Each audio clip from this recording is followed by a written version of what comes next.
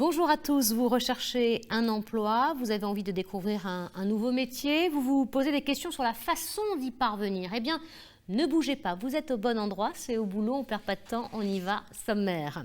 Les reconversions professionnelles explosent, mais est-il si facile de changer de métier? Comment s'y prendre et par où commencer? Réponse dans un instant. Vous allez bientôt passer un entretien d'embauche, vous avez des questions, faites donc comme Arthur à Limoges, posez-les à notre expert, il est là pour vous. Et puis à Pessac, près de Bordeaux, une entreprise révolutionne le marché des thérapies cellulaires, c'est la rubrique Bien joué. C'est une des plus belles pépites françaises du secteur de la biotech. Elle ouvre la voie à la médecine de demain. C'est Trifrog Therapeutics à Pessac, près de Bordeaux.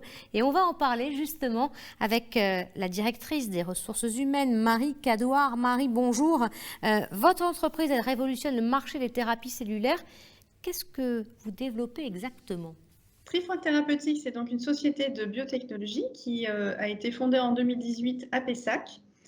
Notre métier, en fait, c'est de rendre les thérapies cellulaires plus sûres, plus efficaces et accessibles au plus grand nombre de patients possible. Les thérapies cellulaires, c'est une nouvelle famille de traitements qui a émergé il y a quelques années et qui fonctionne à partir des cellules souches humaines, des cellules humaines que l'on met en capacité de venir être injectées dans des patients qui sont malades. Pour faire cela, on met les cellules dans des capsules. C'est la particularité de notre technologie, c'est de pouvoir mettre ces cellules dans des capsules qui les protègent, qui leur permettent de se nourrir et donc de se développer dans les meilleures conditions possibles, afin qu'ensuite on puisse aller les injecter dans les patients. Et ça marche très fort parce qu'en seulement 3 ans, vous avez reçu 2 prix importants dans le cadre du concours d'innovation. Que vous ont apporté ces distinctions ? Alors, ces prix, c'est plusieurs choses. D'abord, ils font partie d'un ensemble de financements que nous avons obtenus. Ils nous ont aidés, ils nous aident encore, d'une part, à montrer que notre technologie pouvait s'étendre à tout type d'aires thérapeutiques et de type de cellules. Et d'autre part, ils nous ont aussi montré, et nous le vivons encore aujourd'hui, le soutien qui existe en France à l'innovation. Et ce soutien est indéfectible pour nous, puisque la région BPI France sont des acteurs qui nous ont vraiment soutenus depuis le départ. Et les investisseurs vous suivent. Mi-septembre, vous aviez réalisé une levée de fonds de 64 millions d'euros, c'est pas rien. Comment allez-vous l'utiliser ? Alors, cette somme, elle est très importante et elle va nous aider à nous développer peut-être encore plus vite que ce qu'on faisait précédemment sur 3 axes principaux. Le premier axe, c'est le développement de notre portefeuille d'indications thérapeutiques, c'est-à-dire essayer de développer d'autres traitements sur d'autres maladies que Parkinson sur laquelle nous travaillons aujourd'hui. Le deuxième axe, c'est l'industrialisation de notre technologie, puisque si on veut amener ces médicaments à des patients, il faut que notre outil soit réglementairement accepté par les autorités réglementaires. Le troisième axe, enfin, et il est très important pour nous aussi, c'est le déploiement de nos filiales à l'international. Donc nous avons une filiale créée aux États-Unis et une en création au Japon. Et vous allez pouvoir aussi étoffer vos équipes. Combien de postes proposez-vous et surtout quel type de profil recherchez-vous ? Alors, nous pensons doubler la taille de l'entreprise d'ici 2 ans environ. Ça signifie que là, aujourd'hui, on est à peu près une soixantaine, donc atteindre le nombre de 120 en France en tout cas. Les types de postes que l'on va rechercher, ils sont de toute nature en fait. C'est-à-dire qu'on va chercher des gens qui sont experts en biologie cellulaire, des gens de l'environnement de la physique de la microfluidique, mais aussi des gens qui auront des connaissances en réglementaire, des gens qui pourront aussi nous aider à faire croître la structure support à tout ça, donc en RH, en administration, en gestion, un peu toutes ces fonctions support pour aider les équipes de R&D à pouvoir, elles, faire leur cœur de métier. Quel niveau, quel diplôme ? Alors, ça va être tout niveau, tout type d'expérience professionnelle. On va aussi rechercher à l'international, mais on va rechercher des techniciens de laboratoire, donc des gens qui vont avoir des BTS ou des licences, tout comme on va aller chercher des gens qui sont des post-docs et qui auront eu des expériences internationales très pointues dans certaines aires thérapeutiques. On est en train de consolider nos équipes sur tous les niveaux finalement dont on peut avoir besoin dans nos équipes. Une dernière question, quelles sont vos ambitions pour l'avenir ? Alors, je dirais pas qu'elles sont illimitées, mais on est quand même sur un marché qui est en pleine émergence, qui est en pleine croissance. On pense que notre technologie peut vraiment lever le verrou de la thérapie cellulaire et permettre de soigner les gens en masse. Ça signifie que, en théorie, on a à peu près, on a tous les possibles devant nous. Déjà, effectivement, arriver à amener cette technologie le plus possible partout dans le monde serait une grande réussite pour nous. Croise bien sûr les doigts. Merci pour ces informations. Alors, si le marché des thérapies cellulaires vous intéresse, surtout n'hésitez pas à contacter cette entreprise aux adresses qui s'affichent sur votre écran. Vous préparez un entretien d'embauche et vous avez besoin de conseils, vous avez besoin d'être guidé. Notre expert Jacques Froissant est là pour vous. Bonjour Jacques, question d'Arthur qui habite à Limoges. Dans un CV, est-il utile de faire figurer une rubrique fourre-tout? Alors, la petite rubrique fourre-tout, elle porte bien son nom. Elle sert à rien si c'est du fourre-tout, si c'est une litanie d'endroits où on allait en voyage, etc. La rubrique fourre-tout, faut qu'elle ait du sens. Si vous mettez en avant un sport, il faut vraiment que ce soit un sport dans lequel vous êtes impliqué. Vous pouvez tomber sur un recruteur qui vous en parle, qui fait le même sport. Si vous avez juste mis ça comme ça, vous détruisez un peu l'impression que vous pouvez donner en entretien. Et ça doit être une infime partie du CV. On voit des rubriques fourre-tout qui représentent un quart ou un tiers du CV. Ça, c'est à bannir complètement. Pas perdre de vue aussi que cette rubrique fourre-tout, ça peut être des éléments de discrimination aussi, en fonction de ce que vous aimez, etc. Voilà, on a à Bordeaux, si quelqu'un met qu'il est supporter du PSG, ça peut ne pas passer.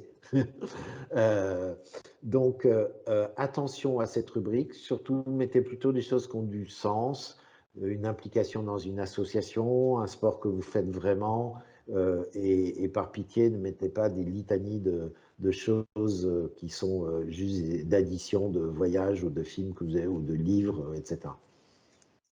Bon, en résumé, pas de rubrique fourre-tout. Merci beaucoup Jacques. Et si vous aussi, vous avez des questions, eh bien, posez-les à notre expert à l'adresse auboulot@francetv.fr. On le sait, ça n'est pas toujours facile, évident de trouver sa voie, de savoir ce que l'on veut faire.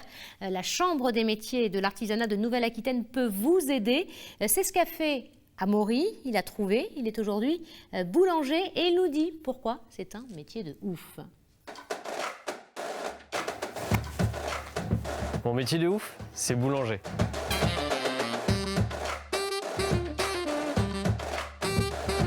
Boulanger, c'est un métier de ouf parce que l'odeur le matin, quand on arrive au travail, c'est juste magique. Et travailler la pâte, c'est extraordinaire, la voir évoluer au fur et à mesure du temps, j'adore. Par exemple, le levain, c'est ouf parce que c'est naturel. C'est vraiment juste la nature qui évolue au fil du temps et c'est nous qui la nourrissons pour que le pain puisse naître de ça. Toi aussi, tu veux faire un métier de ouf? Vas-y, contacte-nous.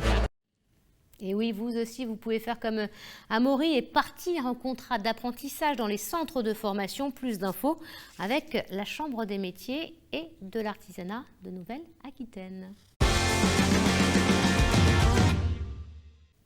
Je suis sûre que changer de métier vous a sûrement traversé l'esprit. De nombreuses personnes y ont songé pendant la crise sanitaire. Mais comment s'y prendre quand on veut donner un autre tournant à sa carrière? On en parle justement avec notre spécialiste Aurore Winzerich. Bonjour Aurore. Alors comment bien préparer sa reconversion professionnelle? Alors, première chose à faire, identifier pourquoi on a besoin de ce changement. Votre métier vous plaît plus, vous subissez trop de stress, vous avez déménagé, votre salaire vous frustre, vous ne vous retrouvez plus dans les valeurs de votre entreprise. Les raisons peuvent être multiples et en les listant, vous pouvez non seulement être sûr que le changement est ce dont vous avez besoin, mais vous pouvez également lister ce dont vous ne voulez plus dans votre futur travail. Et de là, vous allez pouvoir déterminer ce qui est essentiel pour vous et pour votre bien-être. Attention avant de sauter le pas, il faut bien s'assurer d'avoir pris tous les éléments en compte. Vouloir changer de métier, c'est une chose, le pouvoir en est une autre. Donc, il faut se renseigner sur le coût de ce changement.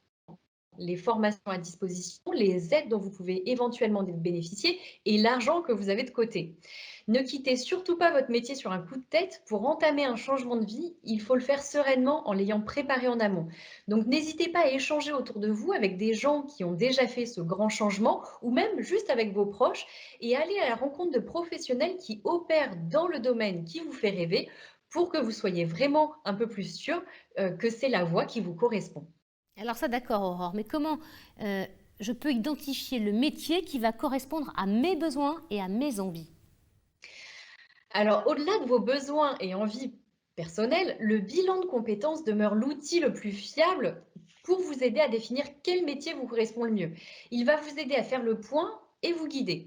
Première étape, vous allez identifier vos besoins. Deuxième étape, identifier vos motivations et vos compétences. Et troisième étape, définir précisément votre projet professionnel.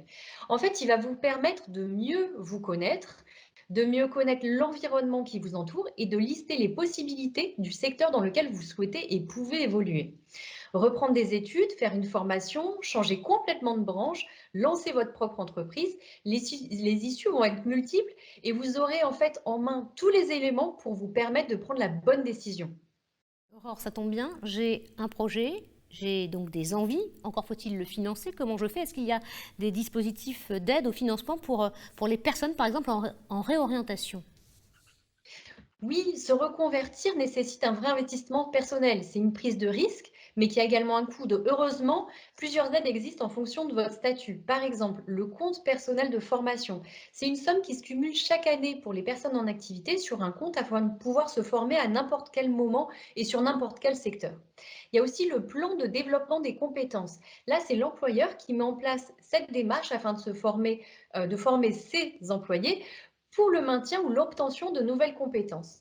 Il existe également plusieurs aides accessibles avec Pôle emploi, entre autres, auxquelles un demandeur d'emploi peut prétendre. Donc, il ne faut pas nécessairement être salarié pour pouvoir être aidé et se former. Si, Aurore, on peut bien sûr vous retrouver sur www.madamedelacom.com. Une dernière chose, un dernier rendez-vous à noter dans vos agendas, c'est le Carrefour Emploi de Bordeaux Métropole. Ce sera le jeudi 25 novembre au hangar 14, quai des Chartrons à Bordeaux. Notez surtout l'adresse qui s'affiche sur votre écran. Et bien voilà, au boulot, je sais, c'est déjà fini, mais c'est pas très grave parce qu'on va se retrouver très très vite. À bientôt. Bye bye.